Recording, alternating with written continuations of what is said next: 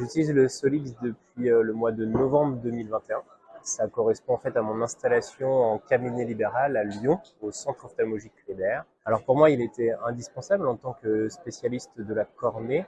d'avoir un OCT qui était dédié au segment antérieur et notamment à la cornée pour suivre les pathologies médicales comme le kératocone, mais également la sécheresse oculaire, dont j'ai développé une consultation spécialisée. Et donc finalement, avec cet appareil, j'ai pu avoir un outil qui était très polyvalent, avec deux lentilles, une lentille qui permet vraiment d'analyser la partie pachymétrique, et puis une analyse, on va dire, fine des couches de la cornée, et une lentille plus large champ pour faire une découpe de toute la chambre antérieure, et puis pouvoir également apprécier le greffon dans sa périphérie.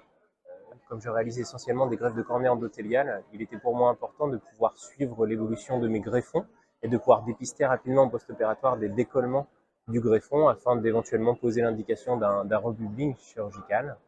Pour moi, c'est un outil qui est devenu indispensable dans ma consultation de cornée médicale et chirurgicale, et je me sers de plus en plus de cet outil dans mes bilans de chirurgie, de cataracte et de réfractive, puisqu'en fait, avec l'apport du mapping épithélial couplé à une imagerie des glandes mébomiennes qui est tout à fait possible grâce à la caméra infrarouge,